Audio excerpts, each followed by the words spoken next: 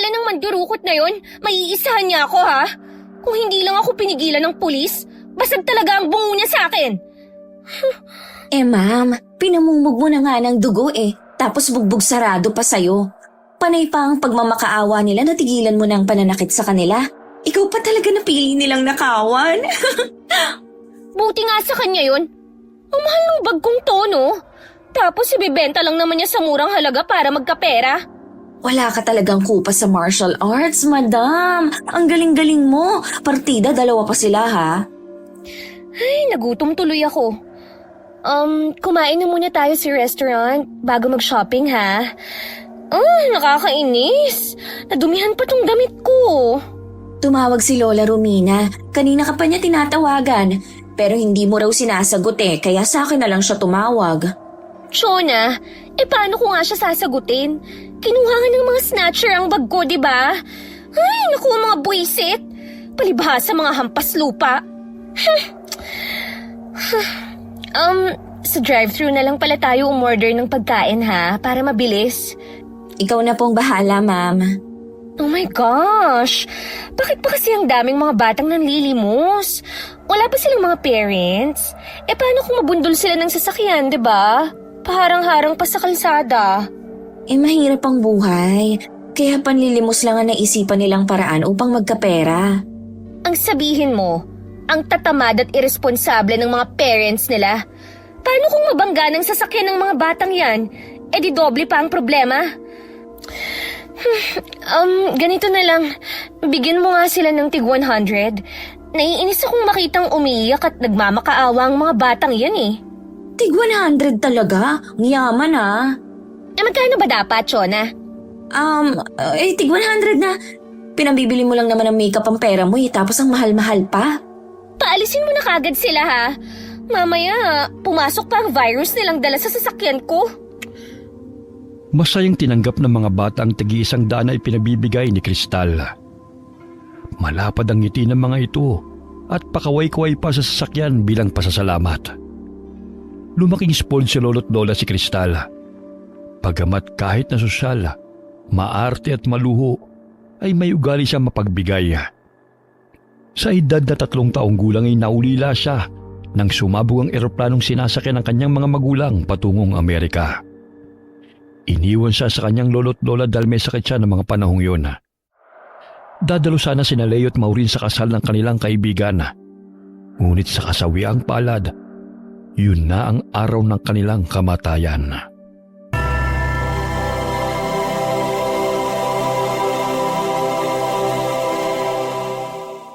Napapailing na lamang si Chona sa dami ng inorder ng kanyang amo. Tila ba'y 5 katao ang kakain nun. Madam, mauubos mo ba lahat ng to? Ang dami. Tapos 2 lang tayong kakain ito. Hindi naman mahilig sina lolo't lola ng fried chicken and fries Ibigay mo sa guard dun sa subdivision. Mukhang pumapayat Tsaka palaging inaantok. Mamaya hindi pa niya magawa ang trabaho niya ng tama. At pasukin pa tayo ng mga magnanakaw. Napuna mo pa talaga yun, ha? Ay, oo naman, no? Tapos namumutla pa. Alam mo siguro, ginugutom ng asawa niya kaya nagkaganon. Kaya ikaw, Chona, huwag kang mag-asawa ng mahirap, ha? Dahil kawawa ka talaga. Hindi naman ako katulad ninyo na ipinanganak na mayaman. Sino magkakagusto sa akin? Hindi naman ako kasing ganda mo. Tapusin mo na yung kinakain mo para makapag-shopping na tayo. Naku girl, excited na ako sa mga bags and dresses na bagong labas ngayon. Hindi mo pa nga nagagamit yung mga pinamili natin last week? Bibili ka na naman ulit? Gusto ko Natitiyak kong mandidilat na naman ng mga mata ng mga friends ko kapag nakita nila ang post ko. Hindi mo naman kailangan na magpa-impress sa kanila Simple life, happy life. Kahit every week akong mag-shopping, di naman mauubos ang pera ko, no? Isa pa, sa akin din naman ipapamana ni na lolo't lola ang wine company. And syempre, girl, bibigyan kita ng bonus. O, diba? Basta maging honest at loyal ka lang sa akin. Matagal ng personal assistant at driver ni Kristal si Chona. Kababata rin niya ito at isa sa naging malapit sa kanya. Anak si Chona ng tauhan ni na Doña Romina at Don Jordan na pinagkakatiwalaan nila sa Viñardina Gardens sa La Union. Girl! Girl, bagay ba sa akin ang red gown na to? Tingnan mo. Ha? Naghahanap kasi ako ng masusuot sa birthday ng friend ko eh. Lahat naman ng damit bagay sa'yo eh. Kahit bihisan ka man ng basahan, ay, maganda ka pa rin. Che! Tigilan mo nga ako dyan. Dali na. Tingnan mo nga kung bagay sa akin. Mamaya pagtawanan nila ako eh kapag hindi fit sa katawan ko. Ayos na yan. 2 oras ka nang naghahanap ng damit wala ka pang nabibili. Sure na nga to, no? Tsaka, binilhan na rin kita ng gagamitin mo. O, diba? Paulit-ulit na lang kasi ang damit mo eh. Saan ba napupunta ang perang sinusweldo ko sa'yo? Madam, may mga nakababatang kapatid pa ho ako. Nag-aaral pa sila. Kaya nagtutulungan kami ni Kuya hanggang sa makapagtapos sila sa pag-aaral. Si tatay na stroke last year kaya hindi na pwedeng magtrabaho sa ubasan. Okay. Basta binilhan kita ng damit, ha? Nakakainis makita kang parang hindi nagbibihis eh. Doon na lang ako bibili sa mumurahin. Mamaya ikultas mo pa yan sa sahod ko eh. Oh, eto. Yan. Tig 1K lang naman ang t-shirt na yan. 1,000? Tapos 5 pa? May tig 200 isa sa sale. Tumahimik ka nga, Chona. Babayaran ko na to, ha? Huwag ka nang umepal pa. Palipat-lipat ang tingin ng kahera sa kanilang dalawa. Wala nang nagawa si Chona kundi hayaan na lamang si Cristal sa kagustuhan nito. Nanlaki ang kanyang mga mata nang makita ang bill nila sa mga pinamili. 75,000 sa iilang pirasong damit? Grabe! Last week, tig 100,000 na baging binili mo. Tapos ngayon? Shh! Shut up! Okay? Konti pa nga lang to eh. Sige na, bitbitin mo na ang mga yan. Tsaka yung mga binili ko sa'yo ha. Di ko ikakaltas sa sahod mo yon. Baka pagalitan tayo ni Lola kasi ang laki na naman ng nagastos mo. Chona, like what I've said, hindi mauubos ang pera sa ATM ko. Ako kaya ang tagapagmana ng kumpanya. Kaya marami akong pera. Ayaw mo nun? Naaambunan pa kita. Pero ma'am, ang sabi ni Lola, bantayan raw kita kapag... Shh, dalhin mo na nga yan at uuwi na tayo.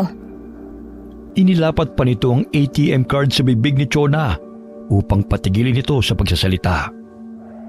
Nasa 4th year college na si Cristal sa kursong Bachelor of Science in Business Administration. Ilang buwan na lamang ay magtatapos na ito. Sabik na itong magtrabaho bilang CEO ng kumpanya, kaya't wala na siyang pakundangang gumastos. Pagdating nila ng bahay ay sinalubong sila ni Lola Romina. Yumuko si Chona dahil alam niyang pagsasabihan na naman sila ng donya. Oh, ang dami mo namang pinamili, Iha. Hindi mo ba nga nagagamit ang mga binili mo last week? Pero heto ka na naman, nagwawaldas ng pera. Lola, binili ko naman po ito ng sale. Tsaka isa pa, kailangan ko po nang isusuot sa birthday ng kaibigan ko. Alam niyo naman na pabonggahan ng suot ng a-attend doon. Isa pa, ayokong maging chipipay sa paningin nila, no?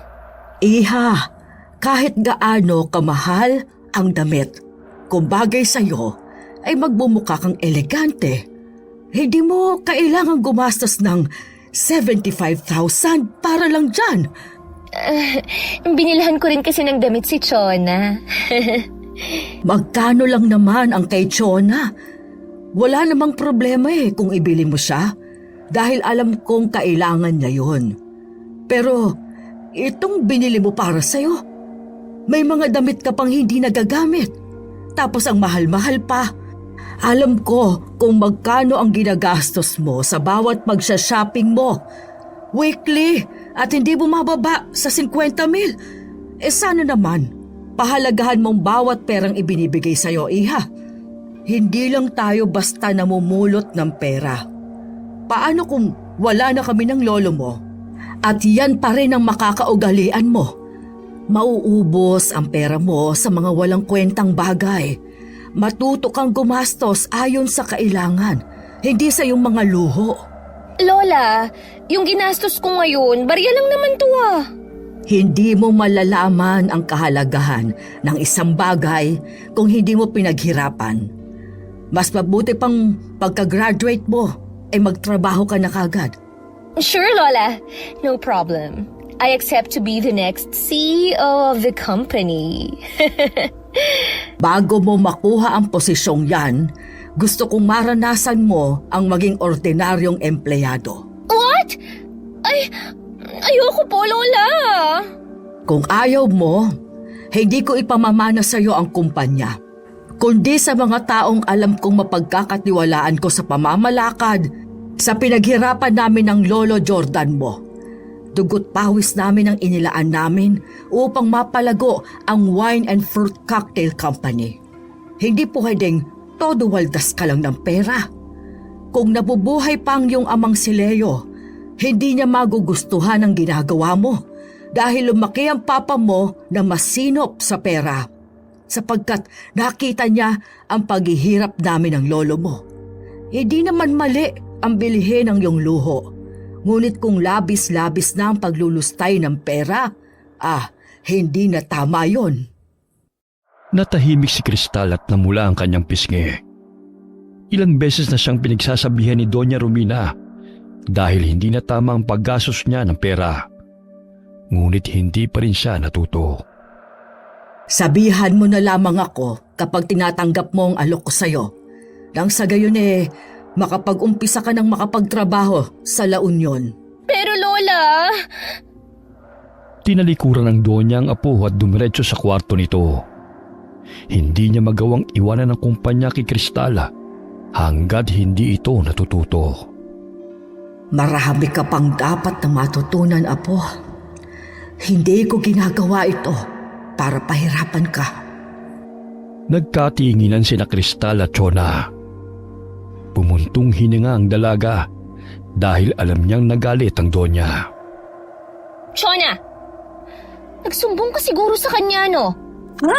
Ay, hindi Bakit ako magsusumbong kung may access siya sa bawat perang ginagastos mo? Baka nakalimutan mong maraming tauhan ng lola mo, no?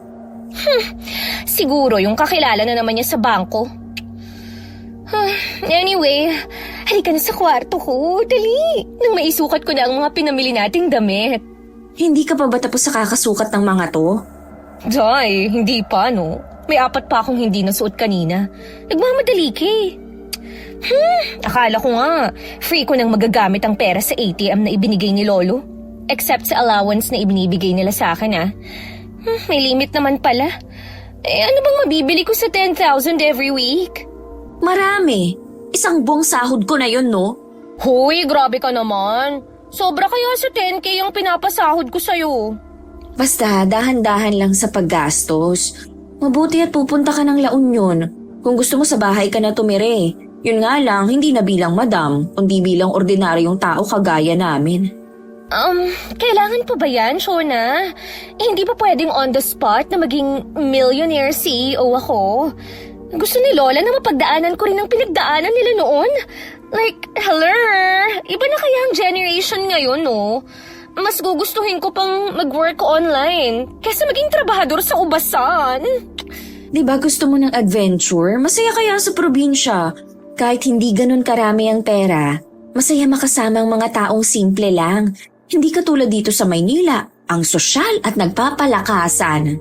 Ay nako, hindi ko kayang mamuhay sa probinsya. I cannot. Seriously, isang araw pa lang siguro mamamatay na ako roon. Ay, okay lang. Di sana namatay na kaming lahat na nakatira doon, no? Titiisin mong magtrabaho ron para matuto ka? O hindi mo na makukuha yung mamanahin mo forever? Bakit? Ano pa ba ang dapat kong matutunan? Ibang level ko, no? Hindi ko kailangang mamuhay kasamang mahihirap. Ay, grabe siya. Allergic ka pala sa mahirap na katulad ko. Pupunta na ako ng kwarto, magpahinga ka na rito. Tawagin mo na lang ako kapag may kailangan ka, madam. Dadalhin ko na tong pinamili mo para sa akin. Thank you pala, ha? Basta libre to, Nakakainis naman. Bakit ang daming rules ni Lola? Kung hindi lang talaga kailangan. Ay nako, matagal na akong lumayas sa bahay na to. Sumapit ang pagtatapos ni Cristal. Masayang dumalong kanyang lolo at lola. Nakaupo sa wheelchair ang Donna habang tinutulak ng caregiver nito. Naghanda ng pagdiriwang sa mansyon si Doña Romina para i-celebrate ang graduation ni Cristal. Sila lang talaga ang masaya. Pero paghihirap ang mararanasan ko matapos nito. Oh my gosh! Makakayanan ko bang magtrabaho sa ubasan as a farmer o trabahador doon? Hindi bagay ang beauty ko roon. Madam, bakit parang hindi maipintay ang itsura mo? Ngumiti ka naman dyan. Ang saya-saya ng mga bisita mo sa party oh. Tapos ikaw parang naipit na pusa. Chona, sa palagay mo, sinong magiging masaya kung itatapo na lang basta-basta sa probinsya, ha? After nun, sana naman? As in, pagdadaanan ko ang lahat ng hirap. Hindi ka pa nga nag-uumpisa, sumusuko ka na agad. Ay naku, nakakainis ka talaga, girl. Makalipas ang 1 linggo ng graduation, kinausap ni Cristal si Doña Romina. Pumayag siya na magtrabaho sa ubasan kasama ang mga tauhan nila. Hindi pwedeng malaman ng mga empleyado na apo kita. Maliban na lamang kina Chona at ang nanay niyang si Basilia. Hindi ka pwedeng umastang senyorita ron kagaya ng kinagawian mo rito. Makitungo ka ng normal. Okay po, Lola. Magkakaroon ka rin naman ng sweldo kagaya nila. Sweldo? Kailangan pa ba yun? May sarili naman akong pera sa ATM, ah. Hindi mo pwedeng dalhin ito. Mamumuhay ka ng katulad nila. Itong 10,000 na pocket money mo. Libre naman ang ticket ninyo sa eroplano. What? Paano ko pagkakasyahin to? My gosh, hindi pwede to. Papayag ka ba sa kasunduan natin o hindi? Papayag. Papayag na ako. Pero Lola, sobrang liit po ng 10K na to. Wala ng pero-pero. Kailangan mo matutong humawak ng pera. Magtipid ka. Chona, iha, kayo nang bahala kay Cristal.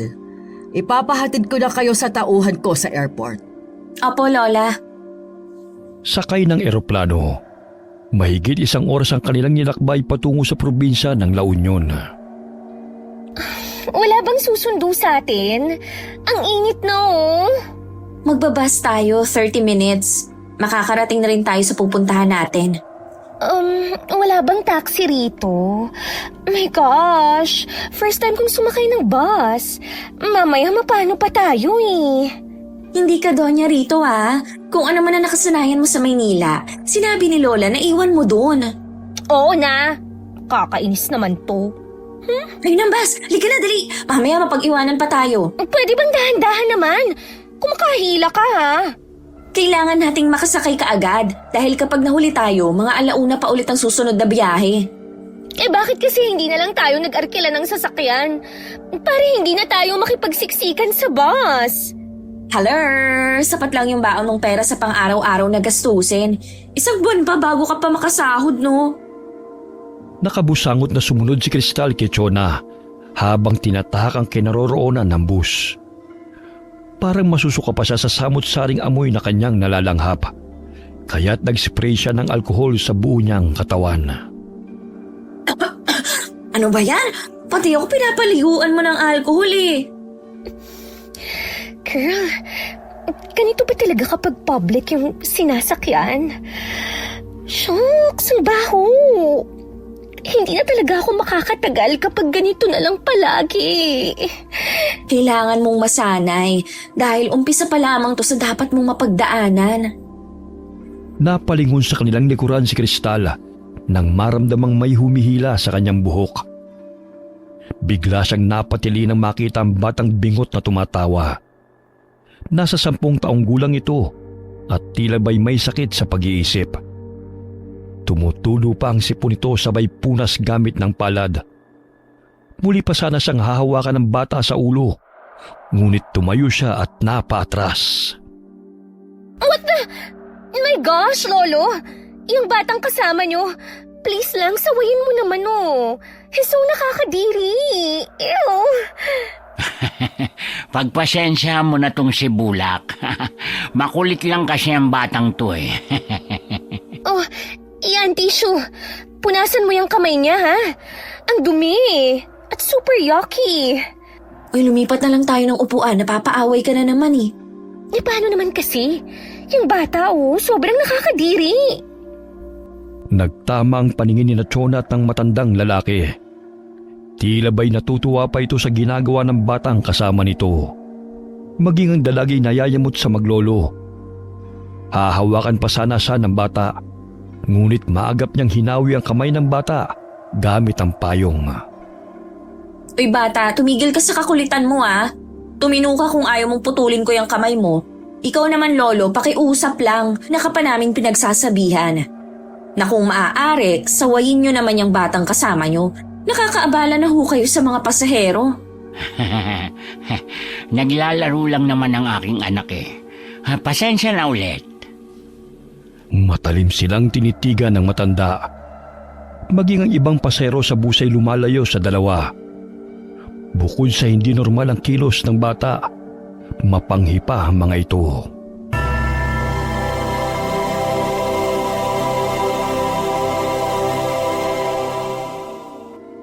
Umupo sila sa bandang likuran malayo sa maglolo. Ngunit lumilingon pa ang mga ito sa kanila habang ang bata'y walang tigil sa pagtawa at dinuduro pa sila. Ganito ba talaga ang mga tao rito, Chona? Tingnan mo yung matanda, Parang mangangain kung makatingin. Tapos yung bata, tawang-tawa pa talaga sa akin. Huwag mo na lang silang pansinin, titigil din ang mga yan. Malayo pa ba tayo? Nangangati na ang buong katawan ko. Gusto ko na talagang maligo. 45 minutes pa bago tayo makarating sa Viñardina. Ang tagal naman. Malapit na. Naunang bumaba ang maglolo. Ngunit wala namang pamamahay at tanging masukal na gubat sa paligid. Tila nakahinga ng maayos ang mga pasahero dahil nabawasan ang naamoy nilang baho. Ay, salamat naman at bumaba na sila. Gosh. Yung driver at konduktor naman kasi pumayag pang pasakayin ng dalawang yun. May pamasahe naman sila. Hindi pwedeng mamili ng pasahero, no? What if members sila ng cannibal? O di kaya mga psycho killer na napapanood ko sa movies? Ay, grabe naman yung imagination mo, madam. Hindi ba pwedeng mga simpleng tao lang sila na nakatira sa gubat? I don't think so. Alauna na ng hapon sila nakarating sa Viñardina. Sinundo sila ni Reynana, panganay na kapatid ni Chona. Pagbaba ng bus ay halos hindi magkandaugaga si Kristal sa pagbitbit ng kanyang bag at maleta. Kaya tinulungan siya ng binata. Kuya, mabuti naman sinundo mo kami. Kasama ko pala si Kristal, ang kaibigan ko. Magtatrabaho po muna siya rito bago po siya matanggap sa Maynila. Nang sa gayon, may matutunan po siya rito. Ayon na rin sa kagustuhan ni Doña Romina. Sige. Sumakay na kayo ng tricycle. Kanina ko pa nga kayo hinihintay eh. Pinaayos ko pa sa talyer yung kotse. Di sana, sa airport mo na lang kami sinundo. Kanina ka pa pala nandito. Uy, madam. Kristal, tumahimik ka nga. Marami kayang ginagawa si kuya. Sumakay ka na at nang makarating na tayo sa bahay. Gutom na ako eh. Antaray naman itong kaibigan mo, Chona. Mabuti na lang at maganda. Inirapan ni Kristal ang binata at padabog na umupo sa loob ng tricycle. Napangiti na lamang ang binata sa dalaga na tila ba'y bata itong naiinis. Humanga si Kristal sa lawak ng taniman ng ubas. Nagniningning ang kanyang mga mata habang pinagmamasdan ng mayayabong na mga pananim. Ang ganda pala rito, no? Talagang alaga nilang mga ubas. Dapat lang. Ito na ang bumuhay sa amin, kaya kailangan na alagaan naming mabuti. Marami kang matututunan dito, mula magtanim hanggang sa gumawa ng wine. Expert si Kuya Reynan sa mga bagay na yan, Kristal. Kaya siya nang bahala na magtuturo sa'yo. Sa akin lang. Ano naman ang gagawin mo? Di ang matulog sa bahay. Wala pa naman akong trabaho eh. Isa pa, nandito ka para maging trabahador sa Viñardina. Kaya sitting pretty ako sa bahay. What? Bakit hindi ako na-inform ni... Akala ko ba malinaw na sa'yo ang lahat? Nandito ka para magtrabaho. Kung anong ginagawa ng mga empleyado, dapat mong matutunan. Sa gayon, ma-promote ka, di ba? Ruha ka talaga, Chona. Alam kong kinausap ka Hep, ni... hep, hep, hep, hep! Bawal ang umangal. Kailangan magtrabaho ka ng maayos. Dahil kung hindi, mababawasan sweldo mo. Ikaw ang babawasan ko ng sweldo. Magawa ko lang talaga ang lahat ng pinapagawa sa akin. Ha? I will fire you. Ganon. As if naman talagang magawa mo yan, no? Ay, salamat. Makakapagpahinga na rin sa wakas. Makakatulog na ako ng mahimbing sa bahay. Alam ni Reyna na apo ni Doña Romina si Cristal. Ngunit nagkukunuri lamang siya na hindi niya totoong kilala ang dalaga. Ayon na rin sa kagustuhan ng Doña. Si Reyna ang pinagkakatiwalaan ng Doña sa Vineyard Garden. Siya ang pumalit sa posisyon ng ama ng ma-stroke ito. Ang binatay vineyard manager na siyang tigapamahala ng mga pananim, pagkontrol ng peste at iba pa. Ngunit simple lamang itong manamit at nagtatrabaho kasama mga empleyado. Oh, nandito na tayo. Ako na ang bahala sa mga gamit niyo. Naaamoy ko ng luto ni nanay Sigurado akong pinagluto niya ako ng pansit. Halika na, Cristal. Sigurado ako mapaparami ang kain mo. Diet ako. Kaya kailangan, konti lang ang kakainin ko. Ay, hindi uso diet dito. Marami kang trabaho kaya kailangan mong kumain ng marami. Ipapagawa niyo talaga sa akin lahat, ha? Ay, oo naman. Magtatanim ka ng ubas at magdidilig ng halaman. What? Kada buwan, 10K ang sahod mo. Plus bonus kung masipag ka. Pero kung tatamad-tamad, di walang dagdag ang sweldo mo. Ngayon pa lang, gusto na talaga kitang sabunutan, Chona. Sigurado akong nagsusumbong ka kay Lola. Oops! Isa sa rules ni Lola na walang makakaalam na apo ka niya. Dahil kung may makapagsasabi sa kanya na umaastang milyonarya ka rito, hahaba ang panahon ng pananatili mo sa lugar na to. Hindi kita amo ngayon ha, kaya bawal mo akong utusan. Makikita mo talaga, Chona. Kapag natapos ko ang trabaho ko rito, ha? I will kill you! Halika na nga, gutom lang yan. Dadaling ko na lang itong mga maleta sa kwarto. Sabihan niyo na lang ako kung may kailangan kayo, ha? Lalo ka na, Miss Mataray. Magkapatid nga kayo. Pareho niyo akong binibwisit. Hoy, ikaw, Reynan. Ingatan mo yung bag ko, ha? Baka mabasag ang mga makeup ko. Mamahalin pa naman yan. Nagdala ka pa talaga niyan Magtatanim at magdidilig ka lang naman ng ubas Inirapan ng dalaga si Cristal at natuon ang pansin ito kay Reynana na nooy nagpapalit ng damit. Bumungad sa kanyang paningin ng matipunong katawan ng binata. Titig na titig Uy, kung nakakatunaw lang ang tingin, siguro kanina pa natunaw yang si kuya. Sus, napatingin lang issue agad. Ubusin mo na nga yung pinagmamalaki mong pansit. Ang daldal mo. Asus! First time kitang nakita na ganyan ka makatingin sa isang lalaki Kahit na ang dami mong manliligaw, hindi ko naman ganyan sa kanila. Ikaw ha, namumuro ka na talaga sa aking babae ka. Kung hindi lang talaga kailangan na pumunta rito, hindi ako tutuntong sa lugar na to Isa pa, hindi naman kagwapuhan yung kapatid mo para matuon ko ang pansin ko sa kanya. Excuse me. Bakit namumulay ang pisngi mo? May pagnanasa ka kay kuya, no? Hindi na nakapagpigil si Cristal kung kaya't kinurot niya sa tagiliran si Chona at pinandilatan ng mata. Ngunit hindi niya maintindihan ang sarili kung bakit humanga sa isang lalaki.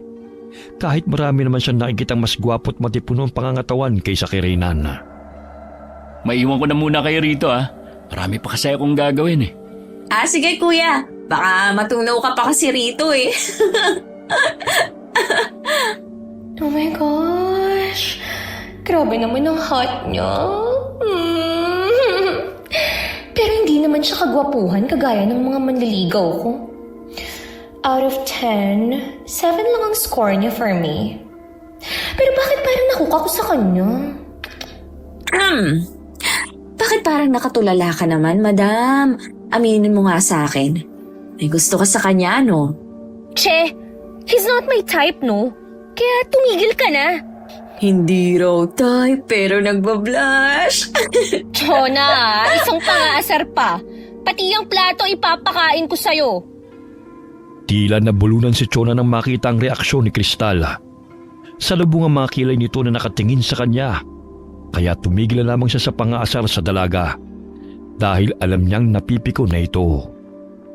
Kinabukasan, alas 6 pa lamang iginising na ni Chona si Kristal dahil unang araw nito sa trabaho. Gumising ka na, maaga pa kayong pupunta sa ubasan. Mamaya na. Inaantok pa ako eh. Sa tuwing late sa trabaho, may kaltas ang sweldo. Nakakainis ka na talaga. Wala na akong freedom sa'yo. Isa sa dapat mong matutunan ang time management. Hindi pwedeng kung kailan mo lang gusto tsaka ka magtatrabaho. Bilang empleyado, may working hours tayong sinusunod. At dahil trainee ka pa lang, dapat mas maaga kang makarating sa ubasan. O bakit ikaw? Hindi ka pa naliligo. Ikaw lang ang magtatrabaho. Dito na muna ako sa bahay. Matutulog buong maghapon. What? Hindi mo ako sasamahan? Dadalhan na lang kita ng pagkain mamaya. Bilisan mo nang maligo. Tsaka ko hinihintay ka na ni Kuya. Matapos na makapagbihis, lumabas ng kwarto si Kristal. Nadatnan niya naghahanda ng almusal ang binata. Humanga siya dahil maasikaso ito sa mga kapatid at mga magulang. Oh, nandiyan ka na pala, Kristal. Mag-almusal ka na. Nang sa ganon, makaalis na tayo. Sige. Kumain ka na marami ha. Kasi kailangan mo ng lakas sa trabaho. Oh my gosh!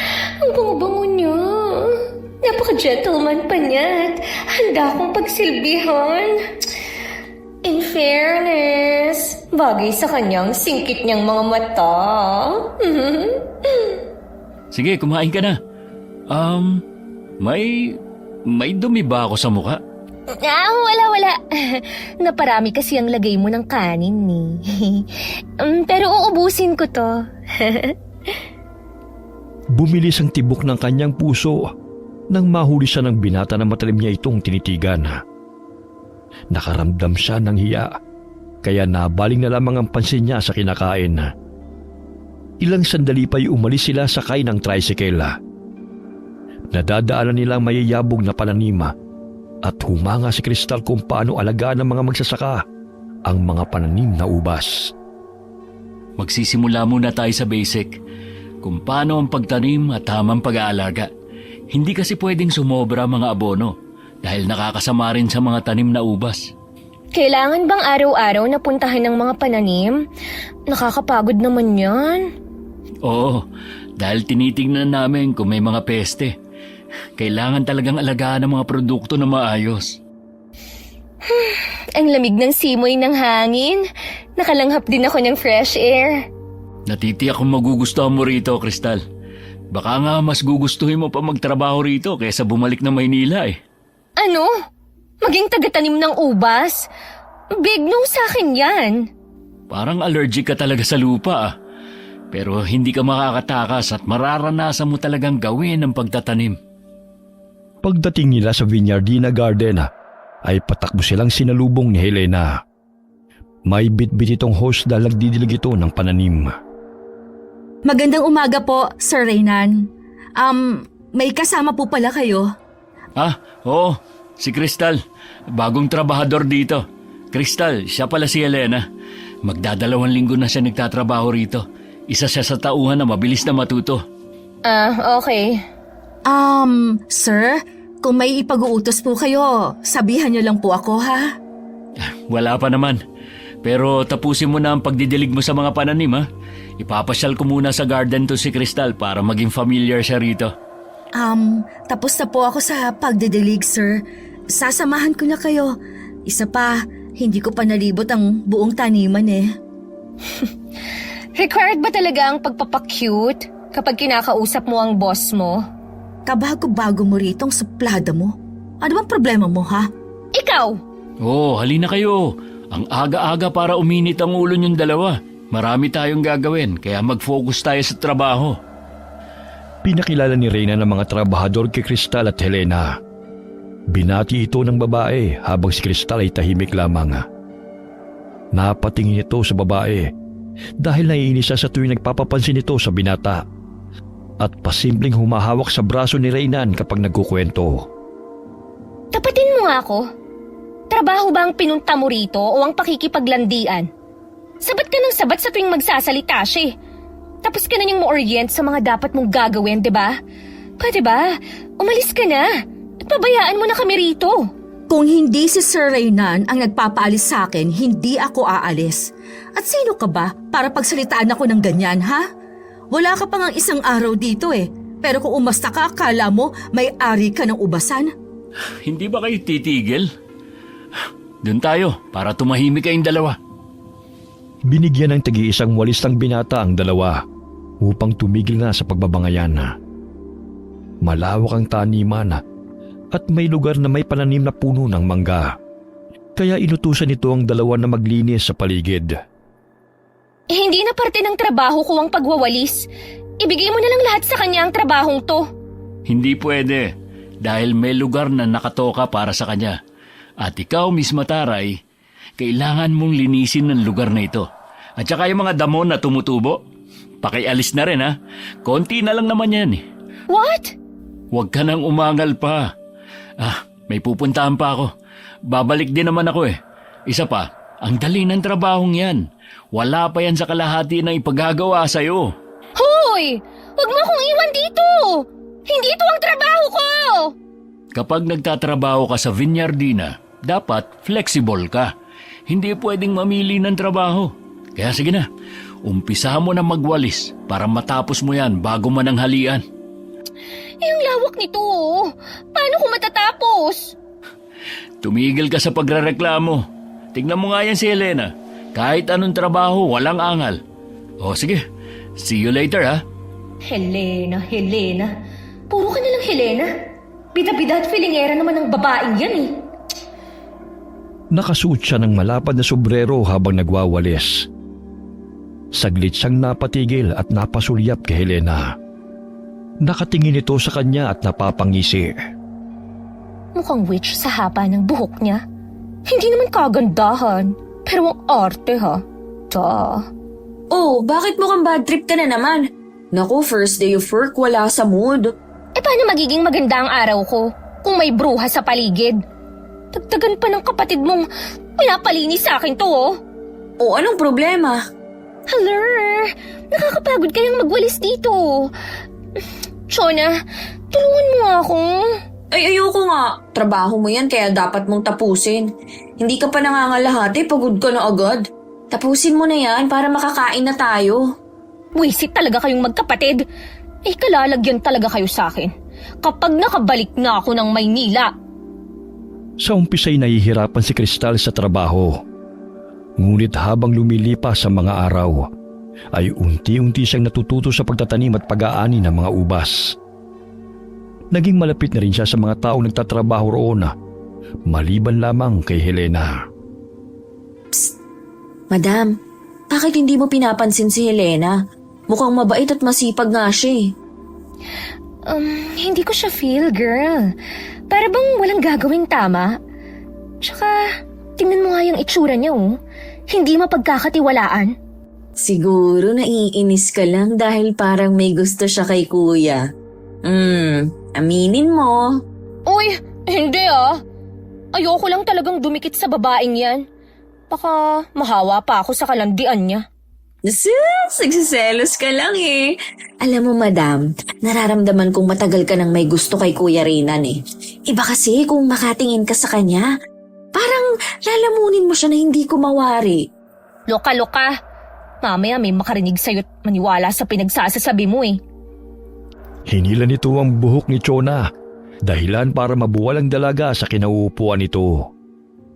Pinagtitingin na sila ng mga tao dahil sa kanilang pagbabangayan.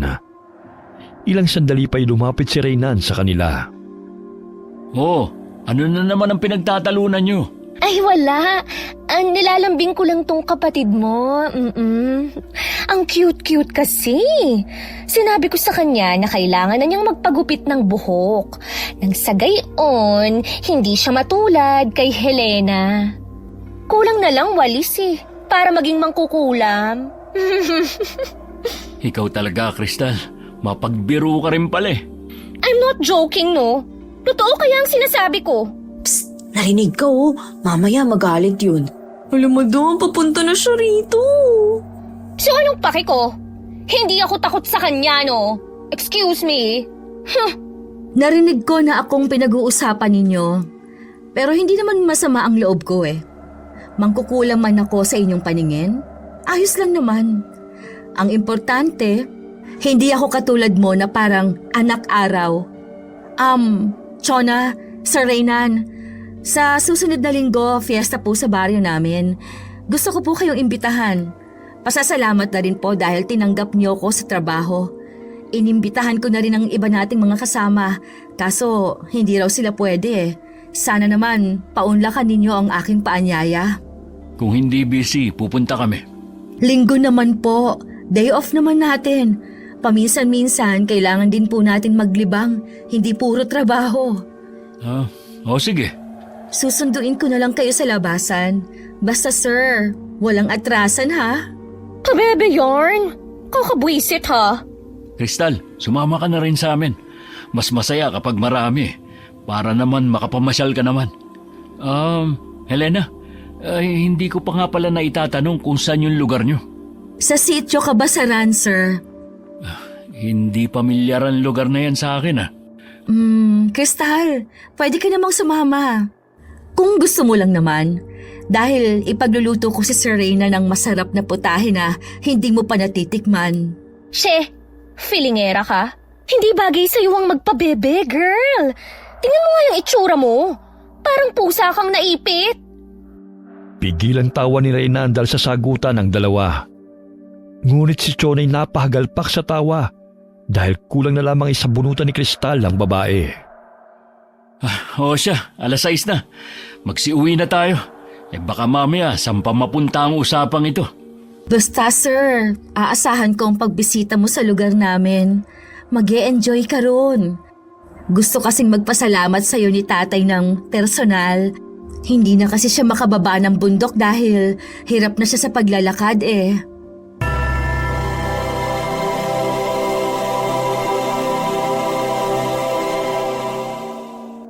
Sabik ng ama ni Helena na makilalang lalaking madalas na bukang bibig nito. Mailap sila sa mga tao. Nagkakaroon lamang sila ng bisita sa tuwing sasapit ang kapistahan ng sitio Kabasaran na siyang iniimbitahan ni Helena. Mukhang nahuhumaling ka sa lalaking yun, anak ha? Ibang-iba po siya sa mga lalaking nakilala ko, Tay. Maginoo, gwapo, mabait, at higit sa lahat, ang bango-bango niya. Hindi ko mapigilan ang sarili kong maglaway sa kanya. Aba naman, ang lakas ng tama mo sa lalaking yan. Lahat naman ng lalaking dinala mo rito ay nasarapan ka. Naku Tay, iba si Reynan. Gusto ko siyang makasama habang buhay. Huwag kayong mag-alala, may kasama siyang pupunta rito.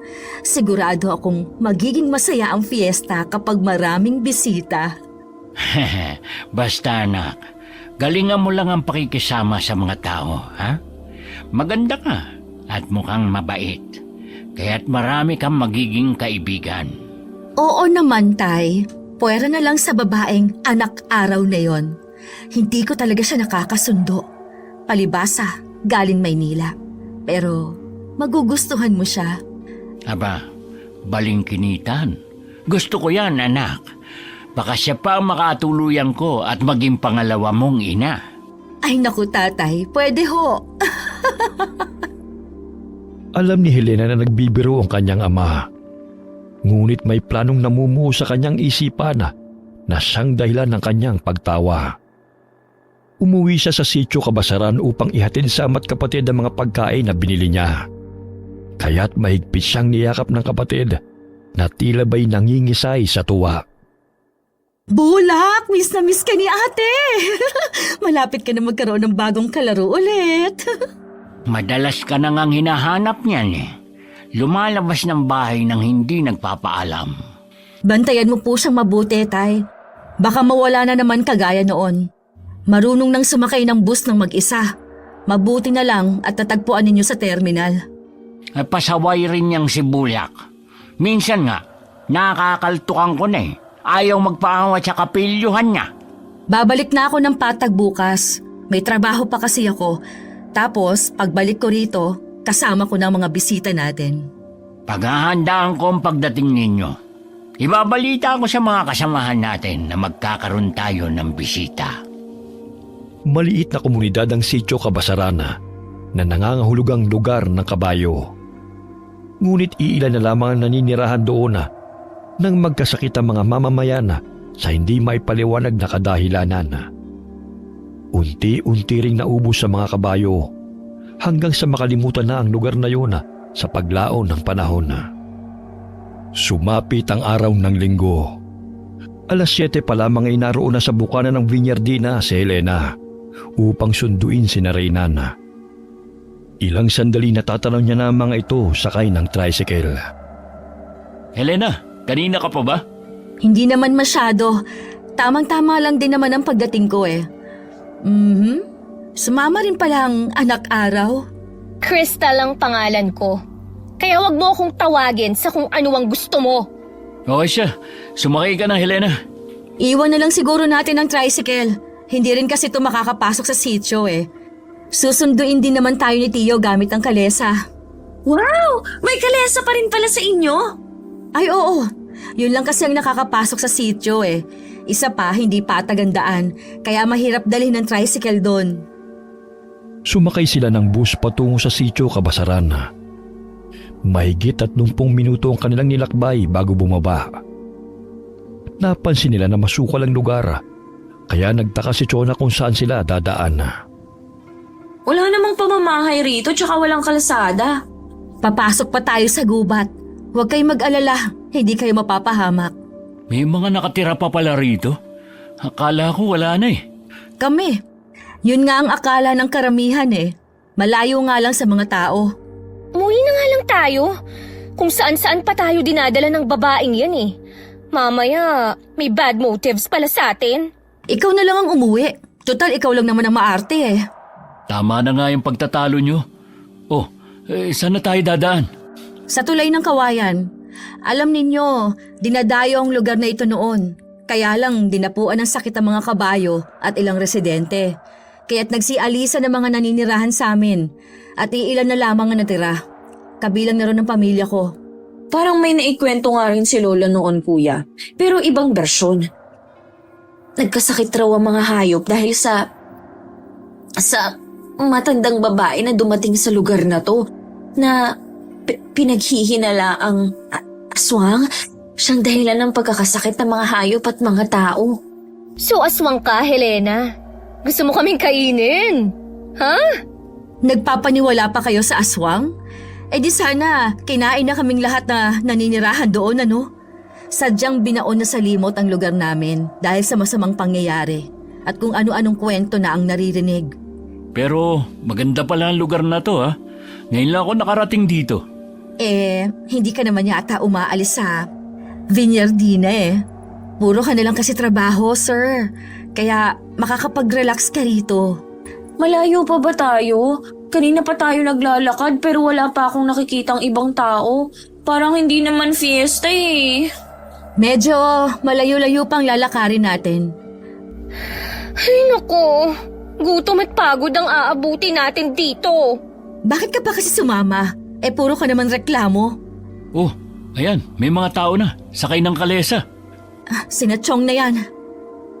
Sumakay sila ng kalesa patungo sa sitio. Ngunit habang papalapit sa paroroonan ay hindi na mawari ni Chona ang kakaibang pakiramdam.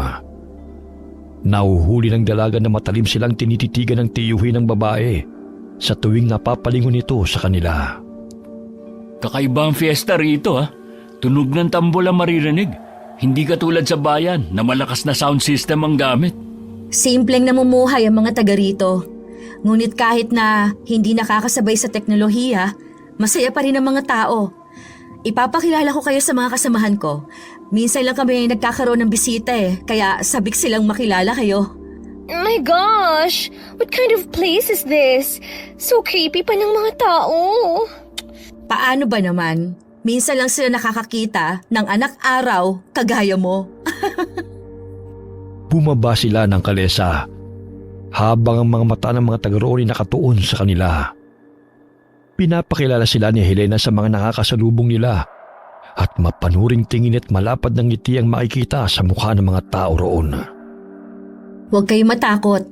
Masaya lamang silang makita kayo. Nanibago lang sila sa inyo. Bakit parang wala naman kayong bisita maliban sa amin?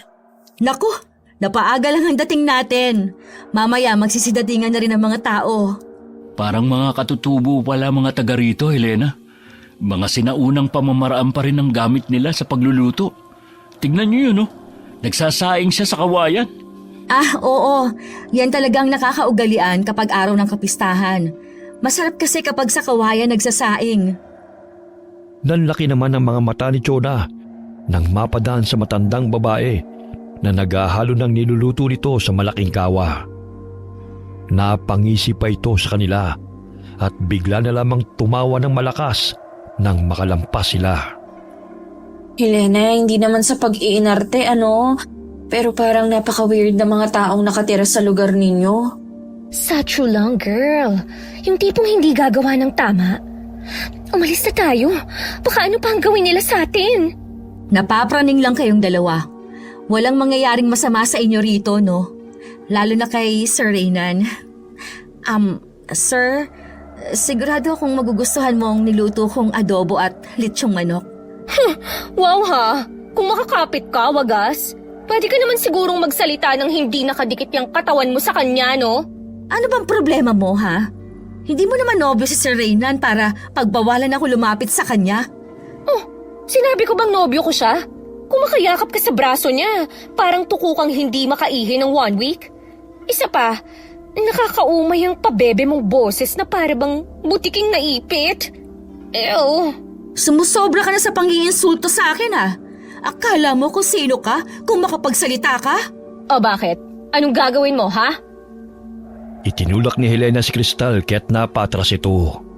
Nang napalingon ng dalaga sa nasandalan nito, ay bigla siyang napatigil nang makita ang batang naangisi sa kanya. Ay, tiyanak! Oh! Uy, lumayo ka nga sa akin! Itiwan mo nga ako! Alis! Shoo! Shoo! Hindi siya tiyanak. Anak siya ng kapitbahay namin. Kung makataboy ka sa kanya, parang hayop pa. Bata, pwede bang lumayo-layo ka ng konti sa kasama ko? Alam kong naninbago ka sa kaputian niya. Baka magkapasapa yan sa ginagawa mo. Pasensya ka na, bata, ha? Halatang nanggigigil ang bata kay Cristal sapagkat kinukurot niya ang dalaga. Kaya't mahina niya itong naitulak nang nakaramdam na siya ng pagkainis. Hoy, Cristal! Huwag mo naman siya saktan, ha? Bata yan at naninibago lang sa'yo.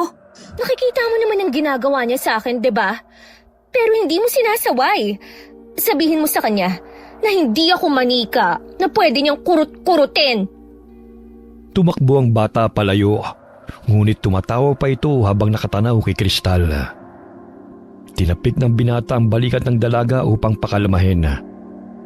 Ilang sandali inakbayan siya nito at kinausap upang humupa ang kanyang pagkainis. Nakasimangot si Helena nang makita ang ginagawa ng binata kay Cristal. Lalapit pa sana ito kay Reynan, ngunit pumagitna si Chona upang hindi maagaw ng babaeng atensyon ng kapatid kay Cristal. Babantayan na lang kita. Nang sa ganon, hindi manggigil yung mga bata sa'yo. Nakyutan lang sila sa'yo kasi akala nila manikang naglalakad ka eh.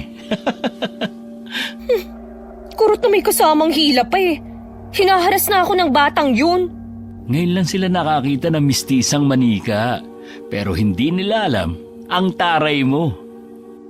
Kinindatan pa nito ang dalaga matapos na magsalita. Ilang sandali dinala sila ni Helena sa kubo. Walang tao ngunit nakahanda ng mga pagkain sa lamesa. Hindi lumalayo si Reynan kay Cristal na animoy pinoprotektahan nito ang dalaga. na siya namang kinainis ni Helena. Ito na ba ang bahay niyo, Helena? Pahingahan ko ito. Sinabihan ko si tatay na ilagay na lang dito ang mga pagkain. Magulo kasi sa bahay nakakahiya naman sa inyo. Sige na, maupo na kayo. Sir Reynan, dito ka na umupo sa tabi ko. Dito na lang ako sa tabi ni Cristal. Mas maganda kasi na malapit sa bintana Eksaktong 12:00 ang dating natin Kaya pala nagrereklamo na tong tiyan ko. Naningkit ang mga mata ni Helena nang mapansin na hindi lumalayo si Reynan kay Cristal. Pansamantala niyang hinayaan yun kahit naiinis ang makita na magkalapit ang dalawa. Ilang sandali pa'y inilapag ng babae ang lechong manok sa mesa para makapagsimula na silang kumain. Naku, dumudugo pa Hindi pa tuluto, Helena. Luto na yan, maarte ka lang talaga. Isa lang na lang ulit natin sa apoy. Ako nang bahala rito. Tumayo si Reynan at tumungo sa kusina ng kubo. Tinulungan niya si Helena upang maisalang muli sa apoy ang lechong manok. Napapansin niya ang madalas na paghaplos ng babae sa kanyang mga braso at pagdikit ng dibdib nito sa kanya. Helena, alam kong masaya ka sa pagdating namin dito. Pero hindi maganda sa babae na magpakita ng motibo sa isang lalaki gaya ko. Maganda ka, pero hindi ako ang lalaki na para sa'yo. Bakit hindi? Alam mo, sir, nakakahiyamang aminin. Matagal na kitang gusto Dahil ba nahuhumaling ka na sa babaeng yun, kaya ayaw mo sa akin? Noong wala pa siya, maayos naman ang samahan natin Bilang kaibigan lang ang turing ko sa'yo, Helena. Hindi na hihigit pa ron.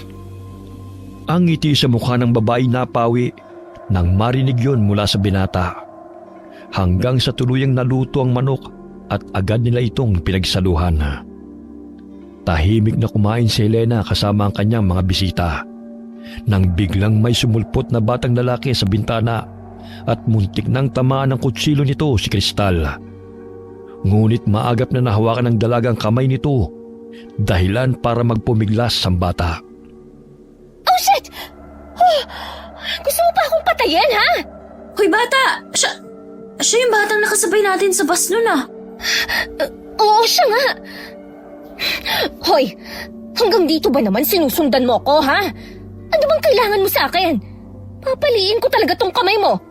Gusto mo pa akong patayin, ha? Pakiusap, bitiwan mo siya, Cristal. Namimilipit na siya sa sakit, Hindi ko siya bibitiwan hanggat hindi niya binibitiwan ang kutsilyo. Bulak, bitiwan mo yan. Hindi yan laruan. Dali-daling kinuha ni Reyna ng kutsilyo ng bata. Ngunit hindi pa rin siya pinapakawalan ni Cristal kahit nagpupumiglas na ito. Ngunit matalim itong nakikipagtitigan sa dalaga. Lumalabas pa ang ngipin nito sa bingot nitong bibig. Bitawan mong kapatid ko, Cristal. Nasasaktan na siya. Kapatid mo siya? Bakit may kutsilyo at gusto pang saksakin si Cristal? Pasensya na kayo. Hindi ko nasabi na may sakit sa pag-iisip itong kapatid ko. Akala niya nakikipaglaro lang siya. Hindi niya alam na nakakasakit na siya ng tao. Di sana, ilayo niyo siya sa mga tao. O di kaya ipagamot mo. May trabaho ka naman, di ba? Sandali, iuwi ko muna siya sa bahay. Pagpasensyahan niyo na ulit itong kapatid ko. Dali-daling inakay ni Helena ang batang lalaki patungo sa kanilang bahay. Pinagsasabihin niya ito sa daan, ngunit humahagik-gik lamang ang bata. Oh, anak, bakit kasama mo na yung kapatid mo? Kumusta yung mga bisita mo? Nasarapan ba sila sa lechon na luto ko? Tay, bakit hinayaan mo makalabas tong si Bulak? Hindi na nakapagpigil ang sarili. Muntikan pang masaksak si Cristal.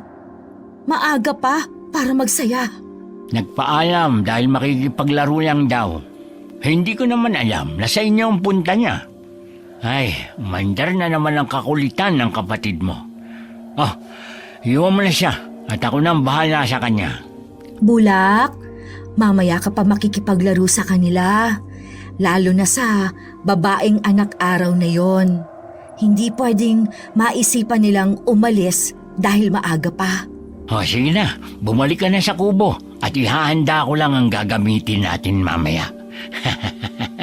Sabik na akong makatikim ng sariwang laman at dugo sa kapistahan ng baryo. Tay, basta ayokong saktan ninyo si Reynan. Pakisabi sa mga kasamahan natin dahil akin siya at gusto ko siyang asawahin. Bahala na kayo sa dalawang babae. Oo na, masusunod anak. Hinahasa ng mabuti na matandang lalaki ang kanyang itak na ginagamit niya sa pagtatay. Sumilip siya sa bintana at naaninag niya ang mga bisita nila na naroon sa kubo. Aba, ang ganda ng isang yun ah. Kaya siguro nasasabik si Bulak dahil mistisa at mukhang manika. Magiging akin na siya. Bumalik sa kubo si Helena at nadatna na nasa labas na ang tatlo at siya na lamang hinihintay. Helena, siguro pwede na kaming umuwi. Nang sa ganun, hindi na kami abutan ng dilim. Naku, Sir Reynan. Kararating niyo lang po dito eh. Ipapasyal ko muna kayo sa talon. Alam niyo bang malamig ang tubig doon? Hindi na siguro. Sapat na sa amin ang nakikita naming tanawin habang naglalakbay tayo. Umalis pa kasi si Chong. Wala pa ang kalesa na maghahatid sa inyo patungong highway. Hintayin na lang muna natin siya. Maya-maya babalik siya dahil may sinundo lang. Ipapasyal ko na lamang kayo habang wala pa sila. Hindi ko na talaga gustong lugar na to. Para bang nasa horror movies kami na anumang oras, handang suguri ng mga masasamang loob. Lakarin na lang natin. Mamaya, kung saan-saan pa tayo dadalhin ng babaeng yan eh. Hindi ko kayo ilalagay sa panganib. Kahit na ganito lang kami rito, hindi kami masasamang tao kagaya ng iniisip mo. O sige, para walang away, habang naghihintay sa kanila, maglakad na lang tayo patungo dun sa labasan. Mas mabuti pa nga yun. Pero baka mabagot kayo sa paghihintay eh. Dumito na kayo sa kubo para makapagpahinga naman kayo. Ayaw pa sana silang palisin ni Helena. Ngunit nagpupumilit ang tatlo na umalis na sa lugar na yon. Ilang sandali pa'y may narinig silang sigaw ng babae na tila ba'y humihingi ng tulong. Sino yun? Huwag niyo nang pansinin yon. Baka yung mag-asawang madalas na nag-aaway na naman dito. Sakit sila sa ulo ng mga taga rito eh. Walang pinipiling araw kung mag-away. Parang humihingi ng saklolo eh. Tara, hanapin natin. Huwag niyo na silang pakialaman. Baka madamay pa kayo sa away nila mag-asawa. Nagpatuloy sila sa paglalakad. Ngunit nararamdaman nila na may sumusunod sa kanila. Lingid sa kanilang kaalaman na ang babaeng narinig nilang sumisigaw ay bihag ng tiyuhin ni Helena at tinadtad ito ng saksak hanggang sa mawalan ito ng buhay. Sandali, may mga patak ng dugo sa daan. Fresh blood pa ang mga to. Dugo ng hayop yan. Alam niyo namang abala sa paghahanda ang mga taga rito sa kapistahan, di ba? Paano nga ba sila magiging busy? Wala nga akong nakikitang mga bisita bukod sa amin. Sinabi ko na sa inyo na mas masaya rito pagsapit ng gabi. Dahil doon nag-uumpisa ang sayawan. Uuwi na kayo. Paano kayo makakapag-enjoy? Hindi na natutuwa ang tatlo sa mga taong sumusunod sa kanila. Nakakasalubong nilang muli ang matandang babae na nooy nakangisi sa kanila habang kumakain ng laman. Ang creepy masyado ng itsura ng matandang yun. Baka siya ang kinikwento ng lola mo, Chona. Shh! Sandali. May mga tao sa daan. Helena, may mga itak sila. Baka naman saktan nila kami. Hindi yan. Magpatuloy lang kayo sa paglalakad. Ang tsong mo yun ah. Ang sabi mo may pinuntahan siya. Mabuti na rin at nandito siya para maihatid niya na kami sa labasan. Ngunit humisi lamang ng malapad si Helena na siyang ikinabahala ng tatlo. Ilang sandali pa'y lumapit ang mga kalalakihan sa kanila at doon na nagsimula ang kanilang pangamba. Helena, sandali. Bakit parang susugurin nila kami? Reynan, huwag ka mag-alala. Hindi ka nila sasaktan. Dahil akin ka. Ipaubaya mo na lamang sa aking mga kasamahan sina Cristal at Chona. Mula sa araw na ito, maninirahan ka na sa tribo kasama ko. Hoy, Helena! Sinasabi ko na nga ba eh. Masama kang tao. Hayaan niyo na kaming makauwi. Yon ay kung makakauwi pa kayo. Alam mo, Crystal, noon pa ako gigil na gigil sa'yo. Makakaganti na rin ako sa pambubuli mo sa akin. Lalo na sa pananakit mo sa akin, kapatid. Wala pang nakakalabas dito ng buhay.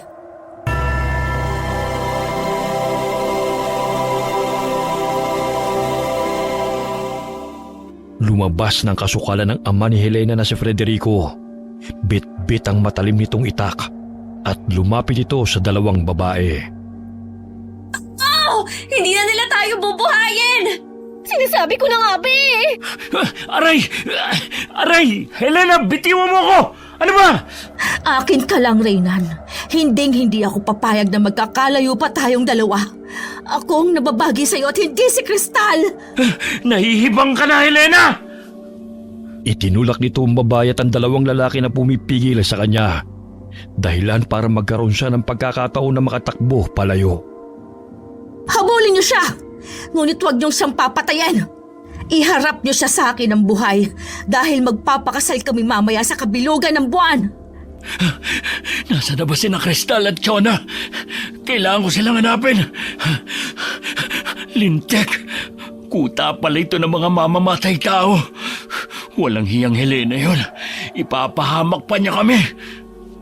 Hindi tumigil sa pagtakbo sina Chona at Crystal hanggang sa makalapit ang tatlong kalalakihan sa kanila. Madam, may mga patalim sila. Katapusan na natin. No, Chona! Hindi ako papayag na matalo lang ng mga taong to. Hindi pa ako nagiging ganap na tagapagmana ng company at maging CEO. Dahan-dahang dinampot ng dalawang sanga na kanilang naapakan at yun ang ginamit na sandata laban sa tatlong kalalakihan na nakapalibot sa kanila. Uy, ang kinis ng isang ito. Ang sarap-sarap siguro ng laman at dugo nito. You freak! Layuan mo nga kami! Hindi kami pagkain! Ipapakulong ko kayo at hindi na palalabasin sa kulungan! Hindi niyo yata kilala kung sino ang mga connections ko, ha? Ipapakulong daw? Yun ay kung makakalabas pa kayo rito.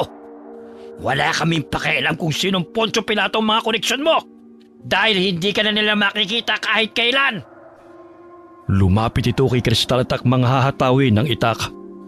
Ngunit maagap siyang tinadyakan ng dalaga sa sikmura ng 2 beses bago hinambalos ng sanga sa ulo.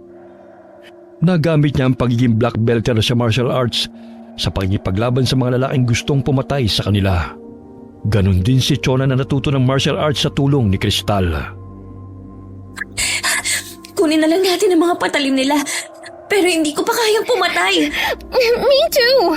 Nasaan na kaya ang kuya mo? Marunong ba siyang makipaglaban, ha? Parang hindi. Medyo mahinhin pa naman yun kung kumilos. Maginoo pero hindi bastos ang atake nun. Oh my gosh! Kailangan natin siyang hanapin. Hindi tayo safe sa place na to. Wait! I remember. May stun gun ako rito. Magagamit ko to laban sa kanila. Parang naliligaw na tayo. Nagsisimula na ring dumilim. Pero hindi pa natin nahahanap si kuya. Nandito lang pala kayo. Huwag na kayong magtangkang tumakbo. Dahil hindi naman kayo makakatakas. Huwag kang lalapit, tanda. Dahil ihahampas ko talaga tong sanga sa'yo. May respeto ako sa nakatatanda sa akin. Pero kapag gagawa ka ng masama, hindi ako magdadalawang isip na saktan ka. Yan ang gusto ko. Palaban. Ang ganda-ganda ng kasama mo. Gusto ko siyang matikman. Gusto ko siyang maging asawa. Manyak ka! Tanda-tanda mo na. Pero so yucky ang nasa isip mo. Over my dead body, no? Yan ang tipo ko sa babae. Maarte at mestiza. Mahigpit na hinawakan ni Crystal ang stun gun upang gamitin yun sa kalaban. Isa yung maliit na device na nangunguryente sa attacker. Kapag dumikit yun sa katawan nito, ay pansamantalang nagpapahina. Lumapit si Federico sa kanila upang hablutin si Cristal. Ngunit bago pa man niya mahawakan ng dalaga, ay nailapat na nito ang stun gun sa tagiliran ng matanda. At bigla na lamang itong nanginig dahil na kuryente. Sandali, kukuha lang ako ng baging para hindi na makawala matandang yan. Bilisan mo, girl! Bakit parang nakukuryente ako? Dali-daling pinulupot ni Chona ang baging sa nangihinang katawan ng matanda at itinali nila ito sa puno. Ayan, sigurado akong hindi na siya makakawala riyan. Halika na, hanapin na natin si kuya. Delikado ang lugar na to habang lumalalim ang gabi. Humanda ang babaeng yun kapag nakita ko siya. Hindi ko talaga siya mapapatawad. 100 shots lang ang stun gun na to. Sapat lang to upang makapagpahina ng attacker. Pero hopefully, makaalis tayo sa lugar na to. May peppermint spray ako rito, madam. Dahan-dahan silang nagkubli sa mga puno at nakiramdam sa paligid. Lumulubog na ang araw kaya't dumidilim na. Nasaan na kaya si kuya? Ano nang nangyayari sa kanya? For sure, pihag ng malagding Helena na yun. Matindi ang amats nun kay Reynan, di ba? Ayun, may kubo, madam. Mukhang napalayo na tayo talaga sa daan palabas. Baka dinala nila ron si kuya. Napasinghap si Chona nang makita mula sa bintana ang matandang babae na nilalantakan ng binti ng tao. Dinidilaan pa nito ang dugo na dumadaloy sa braso nito na animoy sabik na makalasap ng sariwang dugo. Ang matandang babae ang lola ni Helena na siyang pinakamatanda sa kanilang lugar. Madam, aswang nga sila. Kumakain ng paa ng tao. Pero sigurado kong hindi yun kay kuya. Halika na! Bago pa tayo kainin yan! Saan kayo pupunta? Malapit na ang kabilugan ng buwan at wala na kayong takas. Kayo magiging alay sa kapistahan! Lumayo ka! Anong bagay na yan? Bakit nangunguryente? Madam, halika na! Kahit nabitbit nila ang itak, hindi nila ginagamit yun dahil takot silang pumatay. Bumulagta sa sahig ang matandang babae dahil sa panghihina. Kaya tumakbo na naman silang muli at nagkubli sa mga talahiban. Madam, may mga tao. Ayun si Helena, oh. Pero hindi niya kasama si kuya, kundi yung kapatid niyang bingot. So nasa na kaya ang kuya mo? Hindi natin siya pwedeng iwan dito. Ayun, madam. May kargang taong dalawang lalaki. May sugat sa noo at walang malay. Si Kuya Reynan yun ah. Siya nga. Sundan natin kung saan nila siya dadalhin. Napansin nila na nagalit si Helena sa mga lalaking kumarga kay Reynan. Pinagbabatukan niya ito at inutusan na ipasok ito sa kubo. Di ba sinabi ko sa inyo na huwag ninyong saktan si Reynan? Bahala na kayo kung anong gagawin ninyo sa dalawang babae na yon. Ikakasal pa kami mamaya. Paano namin idadaos ang aming kasal ng maayos kung wala siyang malay, ha? Hindi ninyo ginagamit ang mga utak ninyo! Narinig mo yun, madam? Plano pang pakasalan si kuya sa kapistahan nila. Ibig sabihin, magiging aswang din si kuya katulad nila. Ayoko mangyari yun. Planado na talaga ni Helena to. Matagal na sigurong natitipuhan niya si Kuya Reynan. Kailangan natin siyang iligtas mula sa babaeng yun. Hindi ako papayag na magkaroon ng hipag na aswang. Kailangan natin ang batang yun. Siya ang magiging daan upang makalabas tayo rito. Paano? Mahalaga siya kay Helena. Kaya kailangan natin siyang makuha. Siyang magiging alas natin upang hindi tayo masaktan o patayin ng mga puwisit na mga aswang na yan. Siya ang gagawin nating hostage. Pwede. Nag-iisip sila ng paraan kung paano makakalapit sa kubo. Gayong maraming bantay sa paligid. Lalo na't pinaghahanap pa sila ng mga kasamahan ni Helena. Ilang sandali kinausap ng isang lalaki si Helena, kasamang bugbog sarado na ama nitong si Federico. Oh, Tay! Ano nangyari sa'yo? Bakit ganyan ang itsura ninyo?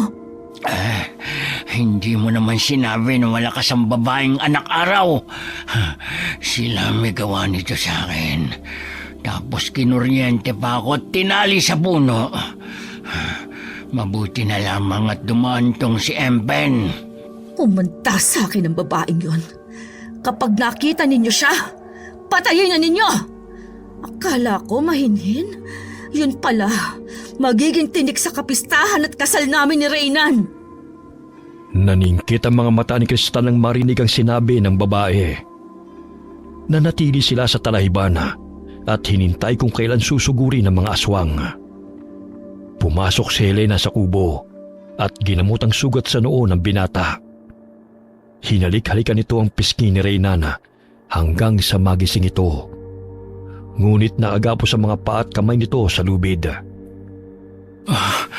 Aray, ang sakit ng ulo ko. Huwag kang masyadong gumalaw. Ginagamot ko ng sugat mo. Pagpasensyahan mo na si Chong at nasaktan ka niya, ha? Hindi niya kasi alam na ikaw ang napili kong pakasalan sa araw mismo ng kapistahan ng baryo. Kasal? Anong pinagsasasabi mo? Hindi ako maaaring magpakasal sa'yo. Hindi kita gusto at higit sa lahat ayaw kong maging katulad niyo. Nasaan sina Chona at Cristal? Anong ginawa mo sa kanila? Huwag mo na silang isipin pa. Ang importante, magpalakas ka dahil pagkatapos ng ating kasal, buong araw buo akong maaangkin. Matagal ko nang inaasamang matipunong bisig mo, Reynan. Alam kong nasasabik ka rin na matikman ako. Baliw ka, Helena! Pakawalan mo ko rito! Kumalma ka, Reynan. Huwag mo sayangin ang lakas mo sa pagpupumiglas. Dahil akin ka na ngayon. Pilit na iniiwasan ng binata ang halik ng babae na dumampi sa kanyang bibig. Nandidiri siya sa tuwing naiisip na kumakain ito ng laman ng tao. Maya-maya'y inilipat si Reynan patungong bulwagan kung saan idadaos ang kasal nila. Pinaupo siya sa silya, ngunit nakatali pa rin ang kanyang mga kamay at paa. Sa mahabang mesa ay may tinadtad na mga bahagi ng katawan ng tao. Buong akala ng binata, yun na ang kanyang kapatid at si Cristal. Kaya't walang tigil ang kanyang pag-iyak. Pakawalan mo ko rito, Helena! Walang iya ka. Pinagkatiwalaan ka namin tapos ito lang igaganti mo. Shh! Maya-maya lang, magsisimula ng seremonya. Kaya huwag ka nang umiyak, mahal ko. Nilapitan ni Federico ang anak at binulungan ito. Sinabi nito na hindi pa rin natatagpuan ang dalawang babae. Dahilan na maggitngit sa galit si Helena. Ano ang ginagawa ng mga kasamahan natin, Tay? Hindi maaaring matakasan nila tayo. Sigurado kung hindi pa nakakalayo ang mga yon at hindi magawang iwan si Reynan. Hanapin niyo sila! Naghahanap naman ng tiyong mo at ang mga tauhan niya. Maging ang lola may kinuryente ng anak araw. Natagpuan na lang namin na nakabulagta sa bahay niya kanina. Basta! Gawin niyo ang lahat ng paraan ng sagayon. Walang sagabal sa aming kasal! Buhay sina Chona at Cristal. Ibang taong tinadtad nila at nilagay sa lamesa. May pag-asa pa kami makalayo sa lugar na to. Tila mga dagang nagtatago sa mga gutom na pusa ang dalawang dalaga. Ilang sandali napatili sila nang may humawi ng talahib. Bumungad sa kanilang harapan ang batang si Bulak na nooy nakangisi. Hoy bata, halika nga rito. Ikaw ha, bakit ang salbahe mo? Gusto mo bang tahiin ko yung bingot mo? Huwag kang makulit kung ayaw mong batukan kita. Siya na mismo ang lumalapit sa atin. Sa wakas, makakakilos na rin tayo laban sa kanila. Hindi nakakapagsalita ang bata at tanging tunog lamang ang nagagawa nito. Naaaliw siya sa mukha ni Cristal sa tuwing nakatitig siya sa dalaga. Madam, mukhang mabait naman. Tingnan mo mga mata niya. Siguro naging mapanakit lang siya ayon na rin sa nakikita niya sa paligid niya. Pero siguro kung maayos ang pagpapalaki sa kanya, magiging mabait din siya. Huy, aswang ang pamilya niya, girl. Kaya magiging aswang din siya sa future. I don't think na magiging mabait siya. Nakikita ko sa mga mata niya ang pagiging inosente. Ako nang bahala sa batang to. Nilinis ni Chona ng alkohol at wipes ang kamay at mukha ng bata. May tsokolate sa sabag at ibinigay niya ito kay Bulak. Kagaya ng nakababata niyang kapatid, nakuha niya ang loob ng bata at unti-unti itong naging mabait sa kanila. Gayunpaman, ay kinukurot-kurot pa rin ito ang maputing braso ni Kristal. Kung hindi lang talaga natin kailangan ng batang yan eh. Kanina ko pa siya inupakan. Huwag naman ganun, madam. Tingnan mo, mabait naman siya kausap. Isa pa parang nasa 5 years old lang ang pag-iisip niya. Late bloomer. Itinuro sa kanila ni Bulak kung saan ang bulwagan. Tahimik itong sumama sa kanila habang kumakain ng tsokolate. Bahagya silang napahinto nang harangin sila ng 2 lalaki at matandang babae na nooy nagpalit ng anyo bilang aswang. Nandito lang pala kayo. Mabutit lumabas na rin kayo sa lungga na pinagtataguan nyo. Naaamoy ko na ang sariwang laman at dugo ng birhen. Wow ha, sana all nakakaamoy ng virgin. Kinuryente niya ako! Mga animal kayo, ha? Pwes, kayo naman ngayon ang pahihirapan ko! Bulak! Lumayo ka sa 2 yan!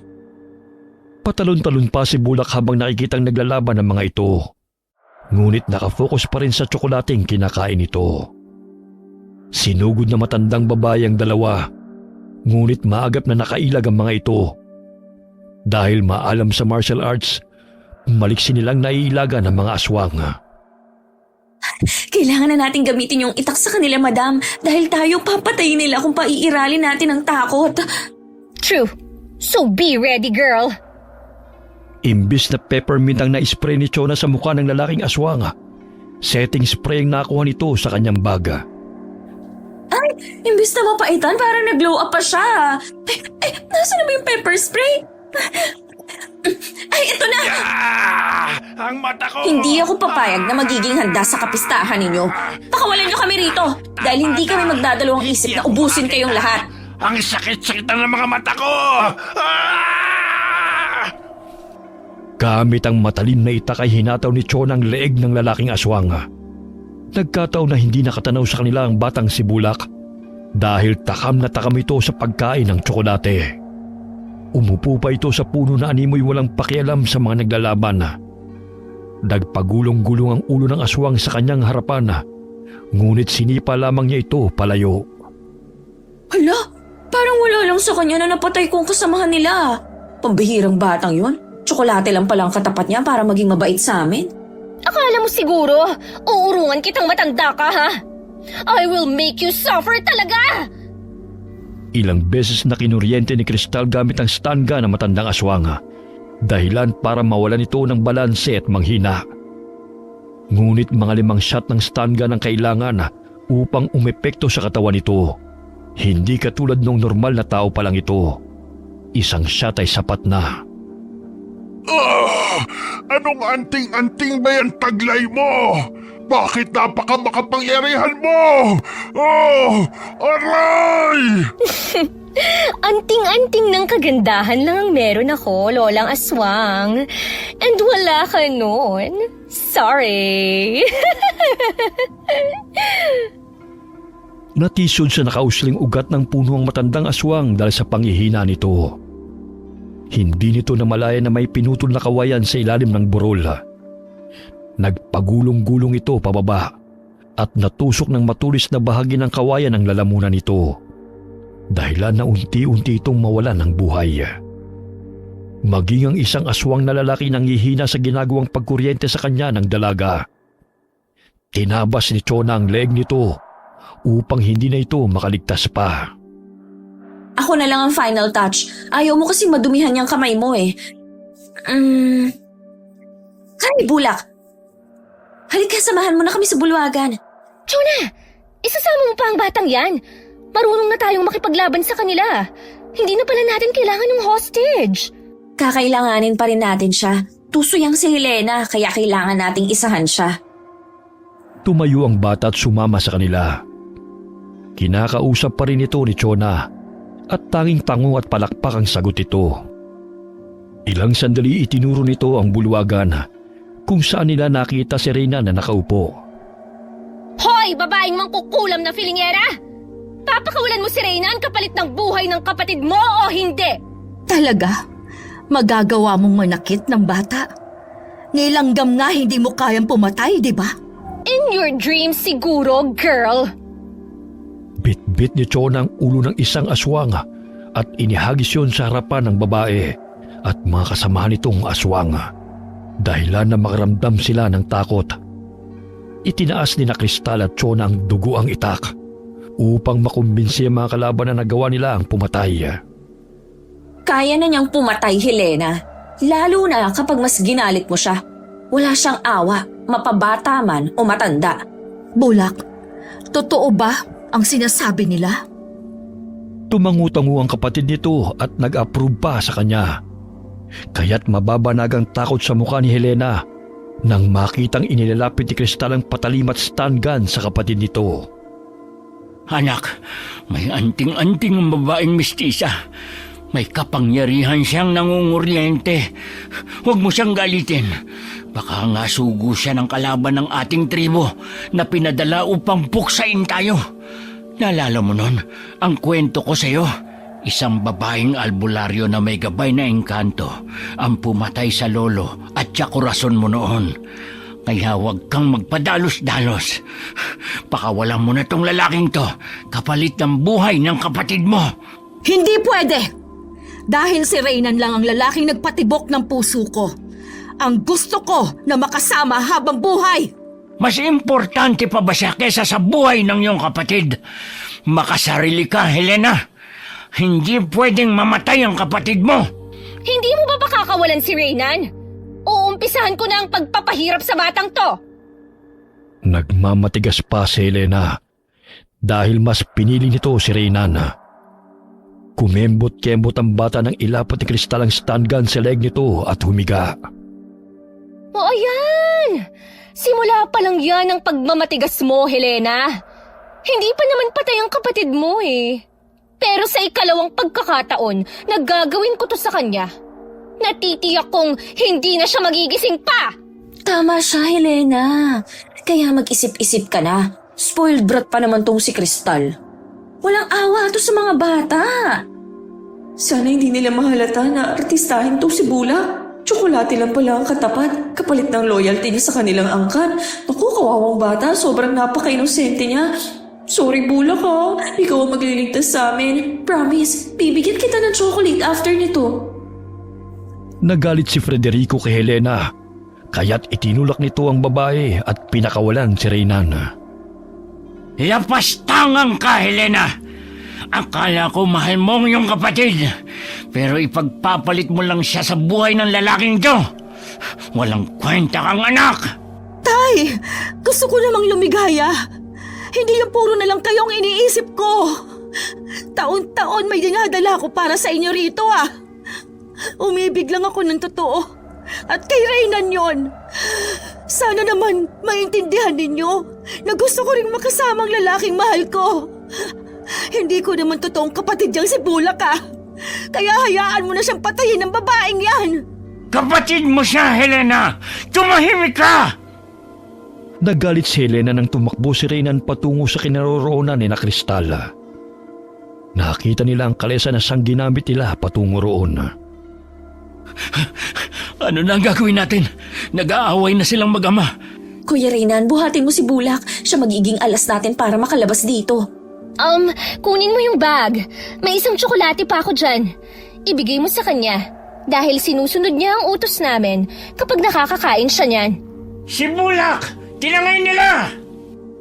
Si Kristal na nagsilbing driver ng kalesa habang ginagamitan ng stun gun ng mga aswang na sumasampat lumalapit sa kanya. Sumampa si Federico sa likod ng kalesa. Ngunit maagap na hinataw siya ni Chona ng itak dahilan na mahiwang dibdib nito at mahulog sa bangin. Natigilan ng ibang kasamang aswang ni Helena dahil sa takot na gamitin sa kanilang inaakalang anting-anting na nangunguryente. Kaya si Helena na lamang humabol sa mga ito at humarang sa daan. Mga walang hiya kayo! Ibalik ninyo si Reynan. Hindi ako papayag na makalalabas kayo ng gubat! Kahit kailan, hindi ako magiging sayo, Helena! Huwag mong itatak sa isipan ng kapatid mo ang kasamaan! Bumalik ka rito, Reynan! Tumalon si Helen at sinabunutan nito si Kristal. Kaya't nawala ng balanse ang dalaga, dahilan na mahulog ito sa kalesa. Nagsabunutan sila ng babaeng aswang, ngunit malakas niya itong tinadyakan. Tumilapon ito, ngunit mabilis din itong nakabangon. Hindi ko sukat akalain na ganyan kakalakas. Wala akong pakialam kung kaninong subo ka man, Kristal. Titiyakin kong mapapatay kita ngayon. Nasaan na ba yung stun gun ko? Shit! Nabitawan ko pa!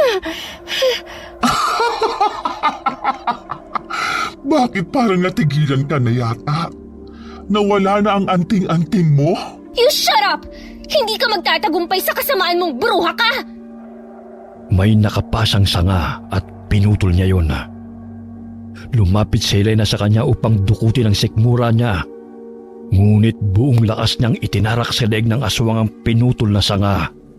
At muling sinaksak sa dibdib nito ang kapirasong sanga. Dahilan na pumalahaw ito ng ubod lakas na siyang ikinatakot ng ibang mga aswang. For your information, black belter ako. Ayoko lang ipaalam sa'yo. Puisit ka! Ilang sandali nilapitan siya ni Reyna at Chona. Buong akala ng mga ito siyang nasawi. Ngunit umiyak na niyakap siya ni Chona nang makita siyang nakaupo sa tabi ng nakahandusay na si Helena. Muli silang sumakay ng kalesa at iniwan doon ang bangkay ng aswang. Bukang liwayway na silang nakarating sa Viñardina. Kasama nila ang batang si Bulak. Ganun na lamang ang pag-aalala ng kanilang inang si Basilia nang makita ang kanilang sitwasyon. Kinaumagahan, inireport ni Renan sa mga otoridad ang lugar ng pinangyarihan. Ngunit wala ng tao roon. Maging ang bangkay ni Helena at ng ibang mga aswang na namatay ay hindi na nila natagpuan at sadyang nilinis ng mga aswang ang lugar na yon. Natakot sa stun gun na akala nila anting-anting mo, madam. Grabe, ang galing mo makipaglaban, ha? Mas barako ka pa palang makipaglaban kaysa sa akin, Kristal. Nakakahiya naman sa'yo. Don't worry. From now on, kailangan ko nang mag-enroll sa martial arts for self-defense. And I will be your trainer. Natawa ang binata sa tugon ng dalaga. Pinatignan din nila sa kilalang albularyo ni Nanay Basilia ang batang si Bulak. Napag-alaman nila na hindi ito kalahi ng mga aswang at inampun lamang ito ni Federico nang makitang pagala-gala ang bata sa terminal. Dahil namatay ang bunsong anak nito, sanhi ng malubhang karamdaman. Napuna ni Bulak ang pangulila ng matandang lalaki sa namatay nitong anak. Hindi rin ito nakakain ng karne ng tao at tanging gulay at isda ang kinakain ng bata. Napagpasya nila Reyna na sa bahay nila manirahan ang batang si Bulak dahil wala na itong pamilya. Pinaoperahan din ang bingot ito upang maging normal na bata katulad ng iba. Bulak, kami ng bagong pamilya mo, ha? Mamahalin at aalagaan ka namin dito. Tsaka marami kaming pagkain at natitiyak kong magugustuhan mong luto ni nanay. Sumapit ang araw ng pagtatapos ng trabaho ni Kristal sa Ubasana. Ngunit humingi siya ng permiso kay Doña Romina na gusto pa niya magtrabaho sa Viñardina Garden upang mas matutunan pa ang mga trabaho ng mga tauhan nila. Naging mas malapit siya sa mga tauhan nila, lalo na kay Reynan. Natuto rin si Kristal kung paano pahalagahan ang bawat sentimo na kinikita niya. Inipon niya yon upang ibigay kay Bulak bago siya umalis ng La Union. Nagkamabutihan sila ni Reynana at ipinangako niya na babalik siya ng La Union at susuportahan ng pag-aaral ni Bulak. Maraming humanga sa kanya bilang isang batang CEO ng wine company at bilang isang milyonarya. Ngunit lingid sa kaalaman ng nakakarami na naranasan niyang makipaglaban sa mga aswang at muntik nang maging handa sa kapistahan ng mga ito. Wakas.